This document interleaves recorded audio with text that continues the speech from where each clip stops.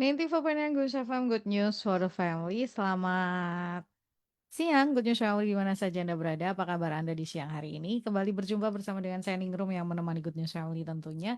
Kali ini dalam program Hidup Sehat bersama dengan Rumah Sakit Pantiwilasa Dr. Cipto Semarang. Jadi kalau di hari Jumat gitu ya, di Jumat siang kita akan ngobrol bersama dengan Rumah Sakit Pantiwilasa Dr. Cipto untuk membahas banyak informasi tentang kesehatan buat setiap Anda. Jadi Anda yang mungkin mau nanya, boleh tentang kesehatan dan hari ini sudah terhubung melalui aplikasi Zoom bersama dengan Dr. Evan. Selamat siang, Dok. Selamat siang, Bu. Ya, apa kabar, Dok? Baik, sehat, Bu. Gimana kabarnya? Puji Tuhan, sehat juga. Lagi di rumah sakit, Dok? Oh, tidak, tidak. Cuma ada pekerjaan yang lain. Oke, siap, siap, siap. Ya, dan di hari ini apa yang akan kita bahas nih, Dok, untuk itu? Hari ini kita mengenai batuk rejan ya. Batuk rejan. Baik. Iya, Kita akan bahas jadi tentang batuk rejan. Ini lagi hits atau lagi ya aduh ini kok bahasanya hits ya. merupakan ya kadang ini kan harus tidak boleh ya. Jadi kalau Mm-mm. mengalami batuk rejan itu merupakan penyakit yang istilahnya harus diawasi karena penularannya cepat dan jadi Mm-mm. dapat menjadi kasus yang meluas gitu, Bu. Jadi harusnya tidak boleh terjadi, tidak sebisa mungkin tidak terjadi Oke. karena harus bisa menyebabkan perburukan kondisinya tuh berat sekali seperti itu. Baik, sekarang mungkin dari definisi dulu deh dok ya, apa bedanya atau mungkin batuk rejan ini apa gitu ya?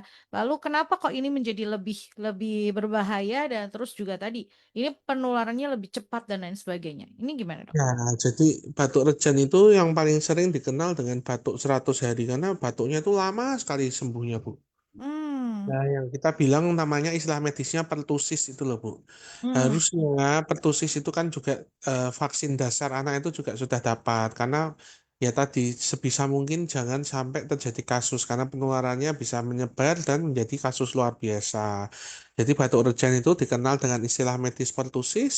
Ini mm-mm, infeksi saluran napas yang disebabkan oleh bakteri, Bu. Jadi namanya bakterinya namanya Bordella pertussis. Itu penyebab pertusisnya.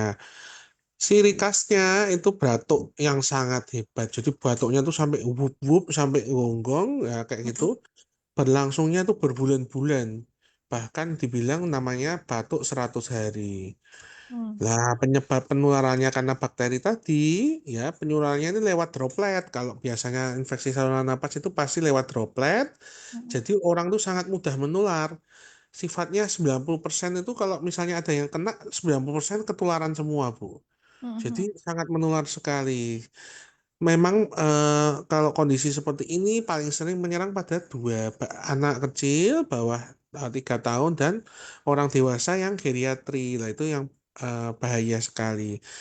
Kalau orang remaja itu biasanya gejalanya lebih ringan, dan tapi tetap nularin ke bayi-bayinya gitu. Oke. Ini kan infeksi saluran nafas yang disebabkan oleh bakteri. Jadi kalau kita mau simpulkan ini perbedaan dengan influenza, influenza itu karena itu virus, Dok. Ya betul. Kalau dari penyebab perbedaannya, kalau influenza itu dari virus, kalau pertusis ini dari bakteri. Dan gejalanya pada itu dibagi dua, gejala awal. Gejala awal itu seperti flu, Bu. Jadi Hmm. 1-2 minggu itu cuma batuk, pilek gitu tersebut, demam ringan, batuk ringan. Kemudian masuk ke tahap namanya tahap paroksismal atau tahap selanjutnya. Lah ini yang paling khas, berlangsung 1-6 minggu lebih. Nah ini batuknya tuh sampai ngikil, ada wuk-wuknya, kemudian bisa muntah, Hmm. kemudian ada kecapean. Ya, setelah fase yang kedua ini baru fase namanya pemulihan. Ini batuknya mulai berkurang tapi masih batuk. Nah ini bisa beberapa bulan, makanya batuknya tuh bisa lama sekali. Oke. Eh, Kalau misalnya kita ngomongin tentang influenza, influenza pada dasarnya itu karena dia virus gitu, jadi self-limiting disease. Tapi kalau ini karena disebabkan bakteri, artinya memang harus ada intervensi obat yang diperlukan Oh, gitu, Dok.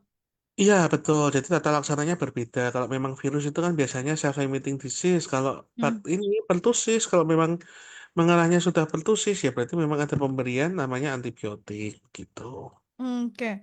Jadi karena ciri khasnya dia batuknya berat gitu ya, kalau orang Jawa bilang ngiklik gitu ya. Terus, berlangsung lama ini karena memang ini adalah infeksi pada saluran pernafasan yang disebabkan oleh bakteri. Pertusis itu kan, masuknya vaksinnya pasti DPT ya, Dok, ya? Betul, masuknya ke DPT. Jadi Mhm. pencegahannya salah satunya ya dengan vaksin DPT itu supaya ya tadi tidak tertular atau mudah tertular oleh pertusis. Oke, jadi, si pertusis ini penularannya memang lewat droplet yang ditularkan dari si penderita ke orang lain. Nah, kalau orang itu sudah pernah kena, ini, bisa kena lagi atau enggak sih, Dok? Oh, kalau misalnya sudah kena, tergantung imunitas ya. Kalau imunitasnya baik ya daya tahan tubuhnya kan ada namanya imun yang untuk ingatan Mmm, panjang. Jadi mhm. ketika ada paparan lagi, kalau terat ini ya tidak terjadi serangan ulang. Tapi kalau memang kondisinya imunnya lagi turun ya mungkin saja bisa terulang. Itu kan sama dengan mekanisme oleh vaksin. Jadi untuk menimbulkan kekebalan. Jadi kalau kekebalannya imunitasnya sudah turun ya bisa kena lagi, Bu. Oke. Nah, apakah si pertusis ini karena ini yang diserang tuh anak-anak, terus orang tua, ada komplikasi atau apa yang bisa menyebabkan menjadi fatal, Dok? Oh, jadi gini, kalau di usia 2 tahun itu resikonya bisa sampai kematian, Bu, karena bisa menyebabkan sampai gangguan henti napas. Jadi sampai ke pneumonia itu paling sering di usia di bawah 2 tahun. Jadi Mhm. waktu awal ya itu ada batuk sampai sesek lah, kondisi sesek lama-lama tidak teratasi bisa namanya Mmm, apnu atau henti napas ya, dan menyebabkan kematian. iya. Jadi ini, eee, bisa menyebabkan kematian dan karena, misalnya untuk orang-orang atau anak-anak. Untuk, lanjut usia itu juga, sama ya, Dok, ya? Iya, sama. Jadi kalau untuk lanjut usia memang gejalanya lebih ringan ya, Bu, tetapi komplikasi tetap semua bisa terjadi. Komplikasi itu apa? Dari infeksi saluran napas yang kita kenal dengan pneumonia. Lama-kelamaan bisa diinfeksi telinga, nyebar, sampai ke peradangan otak. Lah ini yang bahaya juga, Bu. Jadi tidak hanya nyerang paru-paru, tapi nanti bisa kemana-mana meremet infeksinya. Jadi ke otak, ke telinga, seperti itu. Oh. Karena memang si bakteri ini memang harus dibasmi dengan obat atau antibiotik itu ya, Dok, ya? Iya, betul. Dengan pemberian antibiotik. Dan ya tadi pencegahannya ya tadi dengan vaksin. Mhm. Oke, kadang kan ada orang yang berpendapat gini, dia sudah kena vaksin gitu ya, udah dapat vaksin, tapi kok masih bisa tetap tertular. Ini gimana, Dok, kalau pendapat seperti itu? Ya, jadi kalau vaksin itu memang ditujukan untuk menimbulkan kekebalan. Tetapi apakah semua dengan pemberian vaksin itu kekebalan terbentuk? Ya belum tentu. Kembali lagi ke imunitas seseorang. Mmm. Dan semakin bertambahnya usia, pasti kekebalan akan berkurang gitu. Mhm mhm. Jadi ketika tadi imunitas sudah tidak ada ya berarti ada istilahnya ada paparan ya bisa tertular lagi. Tetapi ketika kita sudah vaksin, kekebalan sudah terbentuk, ada paparan ya paparan ini dapat dieliminasi. Jadi penyebarannya bisa dihentikan dan teratasi seperti itu. Oke, penyebarannya bisa dihentikan dan teratasi. Bisa dicegah dengan vaksin pertusis atau kalau mungkin buat yang paket vaksin gratis dari pemerintah itu ya, yang sudah program pemerintah itu disebut DPT gitu ya, Gus Syal ya, vaksin DPT. DPT itu adalah difteri, tetanus, pertusis gitu ya. Difteri, pertusis, tetanus itu bisa mencegah sebetulnya dari, eee, si apa namanya, pertusis ini. Cuman memang untuk beberapa ada yang merasa nggak perlu vaksin gitu ya, atau nggak butuh vaksin. Buat Anda yang mungkin mau nanya boleh deh, silakan kirimkan melalui, ini, melalui WhatsApp ya. Dok, ini ada pertanyaan nih yang masuk. Selamat siang, Dok. Kalau begitu untuk mengenali dari si pertusis ini gimana, Dok? Karena gejala awalnya sama dengan flu. Betul, jadi waktu 1 2 minggu itu kita kesannya seperti flu biasa. Tetapi setelah masuk minggu kedua, kalau batuknya sampai ngikil sekali, pemeriksaan fisiknya ada arah ke wuk-wuk bunyinya, lah itu bisa Mhm. mengarah ke batuk rejan. Jadi arahnya memang setelah kondisi yang harusnya kalau flu itu 1 minggu kan kemarin Selesai. kan selesai. Mhm. Tapi kalau ini sampai masuk minggu kedua masih ada gejala berat, wah jangan-jangan ini arahnya sudah ke batuk rejan begitu. Oke. Nah, Dok, ini kalau misalnya si batuk kerjan ini untuk ini kan karena dia droplet, apakah pencegahan penularannya misalnya ini untuk di lingkungan satu rumah gitu ya, ada yang masih bayi atau ada yang lansia, sama seperti protokol waktu kita pandemi itu atau seperti apa, Dok? Betul, kalau ada yang terbukti terkena pertusis itu harus diisolasi. Sama, Mmm. jadi memang harus isolasi karena penularannya 90% serumah itu bisa kena semua, Bu. Oh, jadi kalau sudah satu kena, kalau memang tidak tidak tadi ya, tidak jaga jarak, tidak, menggunakan masker gitu-gitu tetap tetap akan menular ya? Iya, menular.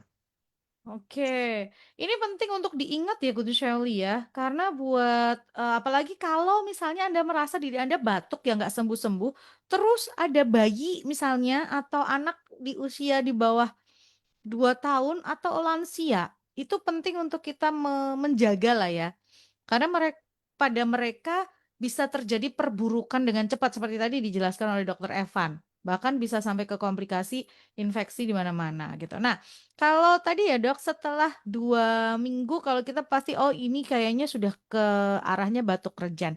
Penggunaan antibiotik atau pemberian obat itu selama berapa lama? Karena ini kita bilang tadi kan selama 100 hari, ada fase awalnya, ada selanjutnya bahkan sampai pemulihan. Oke, Ya, jadi ya. untuk pemberian tata laksana itu kenapa sih batuknya sampai lama? Jadi kerusakan eh, pertusis ini menyerang silianya ya, Bu. Silia apa? Silia itu jadi seperti bulu-bulu halus di pernafasan. Tujuannya Oh. apa? Yaitu untuk kalau kita ada benda asing atau ada lendir itu bisa Hmm. dikeluarkan.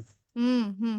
Tetapi ketika pertusis ini merusak saluran napasnya, ini kerusakannya lama lah. Tumbuhnya silia ini kurang lebih 3 bulan itu.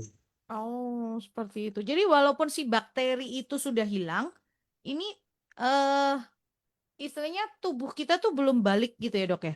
Betul, kerusakannya masih ada. Makanya Mhm. di fase awal itu Mhm. fase seperti flu biasa. Fase Mhm. kedua mulai batuknya ini. Yang ketiga fase pemulihan. Pemulihan ini sudah ada apa tidak ada infeksinya sudah teratasi, namun kerusakan silia atau bulu-bulu harus di saluran napas ini masih terjadi. Dan No. pemberian antibiotik itu Mhm. memang tergantung jenis antibiotiknya. Ada yang seminggu, ada yang 2 minggu, ada yang 3 sampai 5 hari. Oke. Jadi ada yang 3 sampai 5 hari, ada yang bisa sampai 1 minggu. Nah, penanda kalau dia sudah pada fase pemulihan ini, apakah batuk itu masih terjadi, Dok? Atau, Masih eee terjadi. oh masih Masih, terjadi? tapi kondisinya makin berkurang. Batuknya frekuensinya jauh lebih berkurang. Oke, jadi pada fase-fase akhir itu gitu ya, itu sudah intensitasnya sudah berkurang gitu ya, tapi di awal dia masih atau pada saat, fase lanjut itu masih ada batuk yang ngeklek atau tadi yang sampai gitu kan? Nah, ini yang penting untuk diketahui ya, Good News Family. Jadi kalau udah tahu gitu ya, misalnya ini untuk membedakan tadi ya yang disampaikan oleh Dokter Evan, kalau awal gejalanya seperti flu, ada oke, ini demam terus semacam kayak yang influenza, kayak lemes, nyeri otot itu adakah gejala itu juga Dok di batuk rejan atau pertusis ini? Ya, jadi tetap ada ya namanya batuk urgen itu di fase awal seperti flu, Bu. Jadi memang Persis ya? em, nyeri Mhm. sendi, Mhm. pusing, seperti itu masih ada. Oh, masih ada. Bedanya cuman di pada saat fase keduanya pada saat 1 sampai yang biasanya influenza 1 minggu selesai, ini setelah itu dia masih tetap lanjut dengan batuk itu tadi. Oke, em, ini pertanyaan yang bagus nih. Selamat siang dok, mau tanya, saya kadang-kadang tiba-tiba hilang suara atau serak tanpa tanpa ada awalan demam atau gejala seperti flu. Apakah ini juga termasuk batuk kerjaan? Karena setelah serak atau hilang suara, terus kemudian lanjutnya pasti jadi batuk. Terima kasih, dok.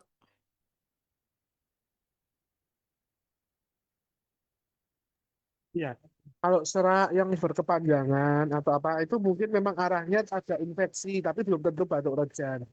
Biasanya Hmm, kalau sudah terjadi serak, berarti mengalami namanya laringitis. Pita suaranya mengalami radang, Bu. Nah, memang oke. pemberiannya memang antibiotik, kortikosteroid itu lebih diutamakan. Jadi kalau khasnya yang batuk rejan itu Hmm, memang lebih ke batuk, bukan suara seraknya.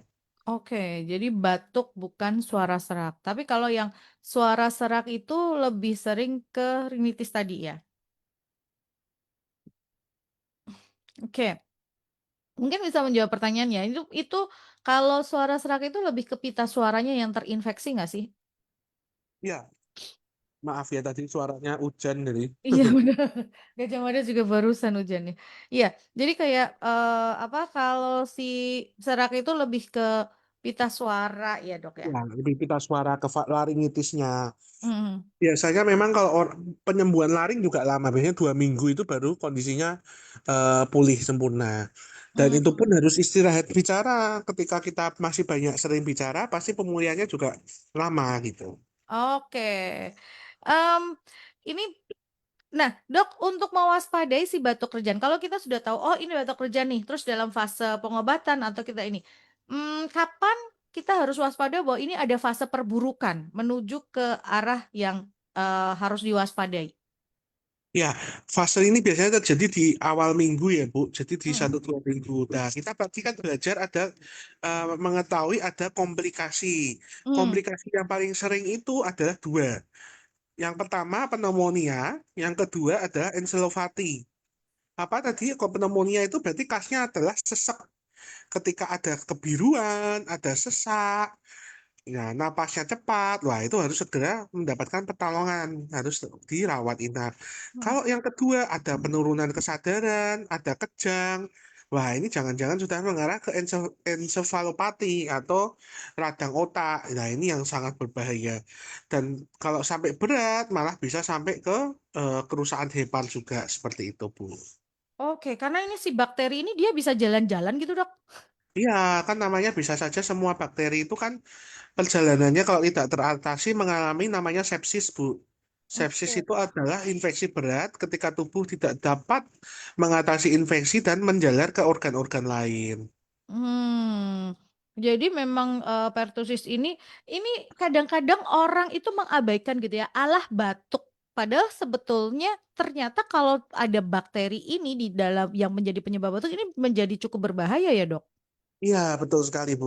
Jadi kalau kita ngeremehin, wah batuk-batuk, apalagi batuknya sampai ngegel sekali gitu. Mhm. Wah, jangan-jangan arahnya ke ini pertusis. Tanpa Hmm. pemberian antibiotik bisa nyebar kemana-mana gitu.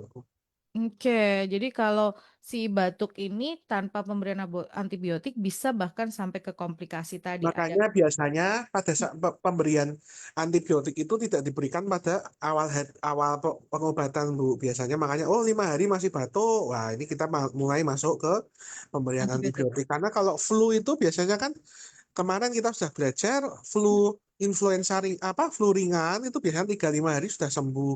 Flu Ya. berat, influenza mungkin sampai seminggu. Tapi kan tidak ada yang sampai 2 minggu, 3 minggu tidak ada kalau infeksi virus. Oke, jadi kalau Anda mengalami misalnya semacam gejala influenza, tapi kok sampai 1 minggu kemudian gejala itu tidak menjadi lebih ringan, tapi justru batuknya lebih jadi berat, malah timbul sesak nafas, segera ke fasilitas kesehatan. Begitu ya, Dok? Iya, betul. Jadi kalau kita untuk tahu tadi kan dari gejala klinis sudah kita bahas. Mm-mm. Sekarang untuk pemeriksaan penunjangnya, dok, kalau ini ada ini gimana? Biasanya kita akan lakukan kultur. Kita Hmm. lihat swab, itu kita lihat hasilnya kulturnya apa. Atau juga dengan PCR dulu seperti COVID ya, di swab Hmm. itu juga bisa. Kemudian memang ada namanya antibodi untuk pertusis atau IgG-IgA-nya. Dan Oke. lab darah rutin untuk lihat adanya infeksi atau enggak, adanya limfositosis itu mengarahnya ke sana namun tidak spesifik. Dan pasti kita akan ronsen apakah ini sudah ada komplikasi mengena ke pneumonia atau belum Oh, gitu. Nah, dok, pertosis ini artinya kalau memang dia semakin berat, dia tetap harus rawat inap juga, bisa Ya dilakukan harus rawat rawat inap. inap, Hmm. rawat inap. Rawat inapnya pun isolasi. Oh, yang dipisahkan dari pasien lain. Iya. Oke, ini kalau ngebayangin gitu ya, ini memang benar-benar berbahayanya buat orang-orang yang imunnya sudah mulai lemah atau ada Nah, penyakit bawaan komorbid gitu kan, jadi dok? berbahayanya memang pertusis ini pada anak kecil, Bu. Hmm. Jadi bisa menyebabkan namanya pneumonia. Nah, ini yang menyebabkan tingkat kematian bisa tinggi pada bayi Hmm. usia di bawah 2 tahun begitu. Oke, nah kalau untuk geriatri atau lansia, dok? Ya, itu kembali lagi ke imunitas ya, Bu. Kalau imunitasnya bisa baik ya kembali gejalanya lebih bagus. Cuman kan dengan bertambahnya usia, kemudian aktivitas yang berkurang, lah itu kemudian kita Ada penyakit tirak bawaan. baring terus, tiduran terus, lah itu pasti kalau terjadi infeksi saluran napas kondisinya bisa bertambah berat. Karena kalau enggak kena pertusis saja, kita tirak baring terus ya, ini kan paru-paru kita kan secara anatominya tiduran terus, ya itu bisa mengalami perkembangan apa napasnya, pola napas paru.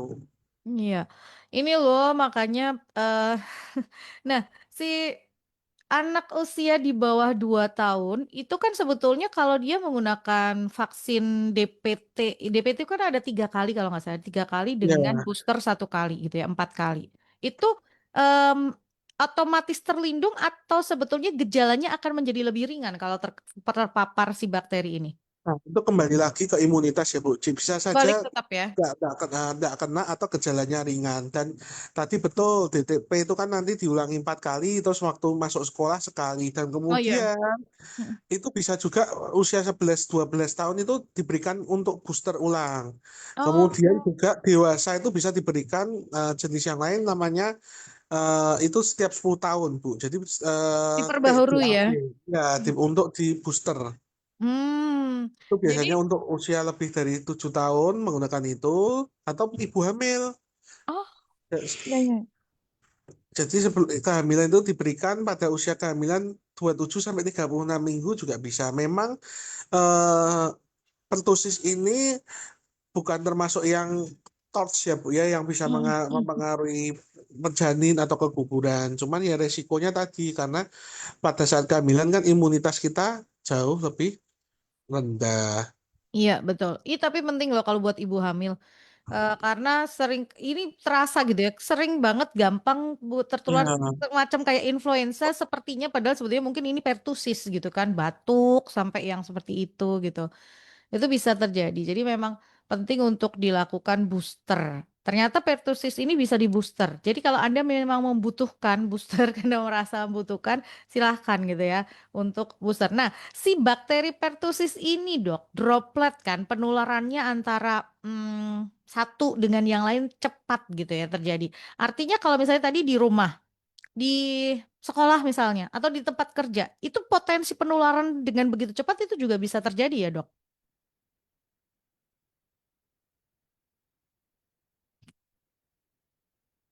ya betul sekali Bu. Jadi walaupun tadi kita misalnya sudah isolasi, kita tapi sudah kontak, itu bisa saja tetap terjadi. Dan ternyata memang ketika kita sudah ada riwayat kontak atau pasca pajenan, kita bisa memberikan namanya profilaksis Bu, antibiotik yang diberikan setelah misalnya 2 hari setelah kontak dengan penderita infeksius. Nah, ini Oke. biasanya yang diberikan itu apa? Ya tadi yang kontak, kemudian pemberiannya juga antibiotik. Jadi 3 sampai 5 hari begitu, Bu.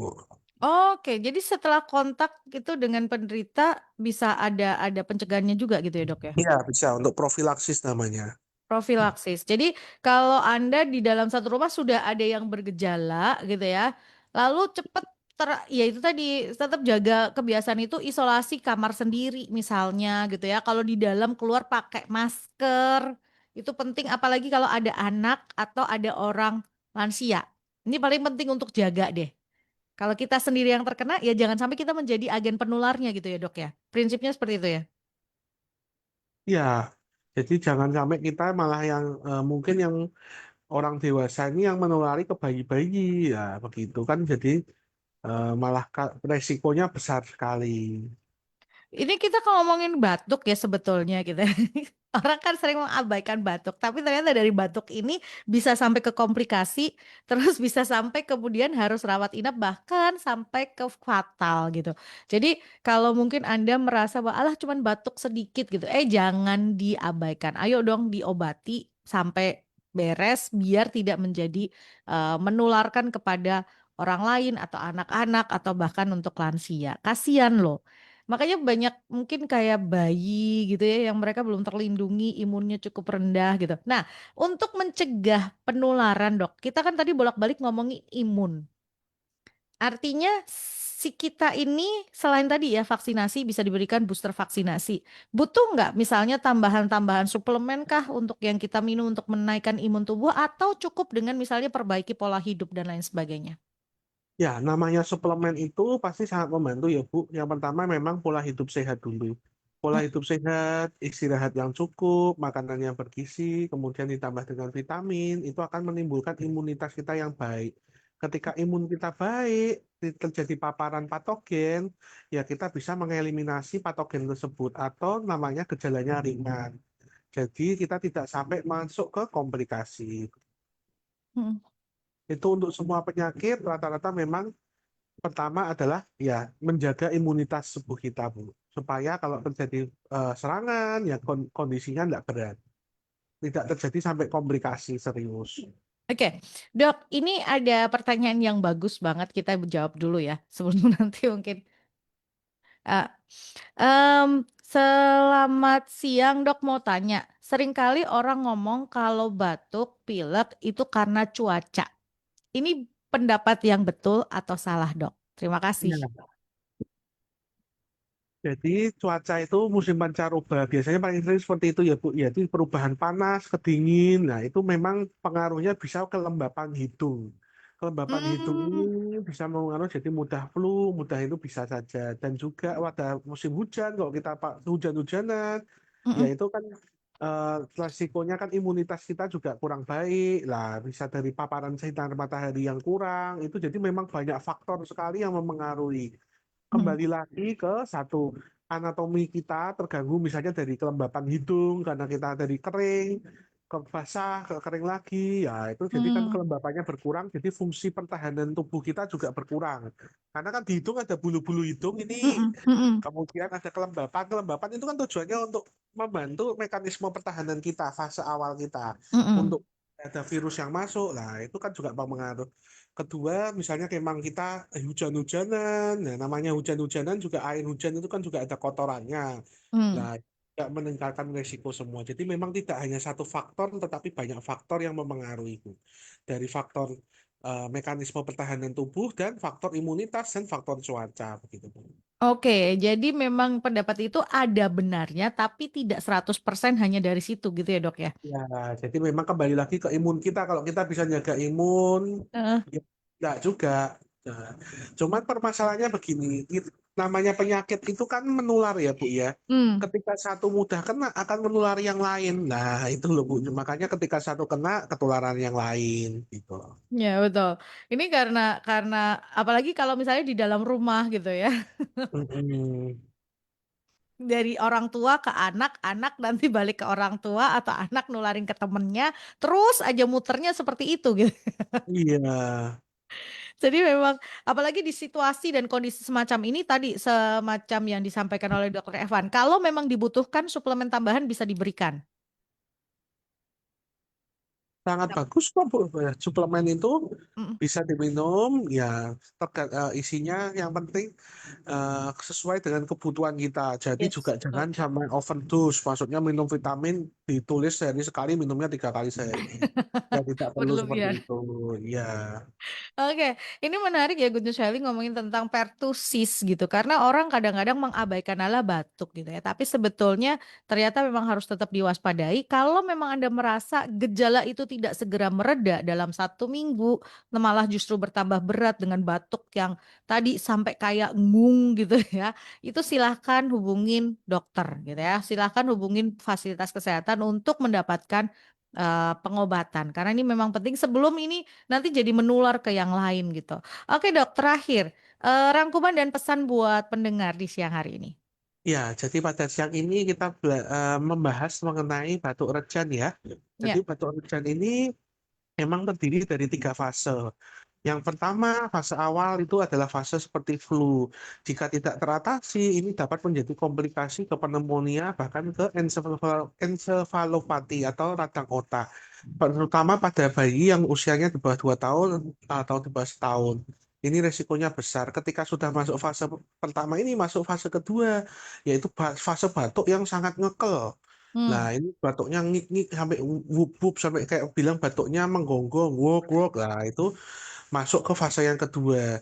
Pemberian antibiotik di fase awal dapat mengurangi resiko sampai komplikasi yang batuknya lama. Walaupun kalau sudah terjadi ya memang kalau pengobatannya batuk eh, di fase kedua ini tidak mengurangi frekuensi batuknya enggak, cuman ya mengurangi nanti pemulihannya supaya lebih cepat. Jadi masuk fase ketiga, Oh. fase pemulihan itu pemulihan untuk silianya yang rusak kan makin sedikit, jadi pemulihannya makin cepat. Tetapi kalau memang sudah terjadi kerusakan silia yang banyak ya, memang butuh waktu kurang lebih ya 90 hari. Makanya batuknya ini dibilang batuk 100 hari karena fase batuknya sangat lama. Hmm. Pencegahannya bagaimana? Ya pertama untuk anak-anak wajib diberikan vaksinasi DPT sesuai dengan program dari pemerintah yang diberikan 4 kali. Kemudian juga jangan lupa ini bisa diulang. Jadi DPT itu ada boosternya. Bisa Hmm. diberikan pada usia 11 sampai 12 tahun, kemudian kalau sudah dewasa bisa diberikan tiap 10 tahun. Hmm. Kemudian juga pada ibu hamil, kalau ada risiko paparan seperti petugas kesehatan, apa-apa itu juga bisa diberikan. Dan untuk Oke. tata laksana itu menggunakan antibiotik. Jadi memang ada beberapa jenis antibiotik yang digunakan.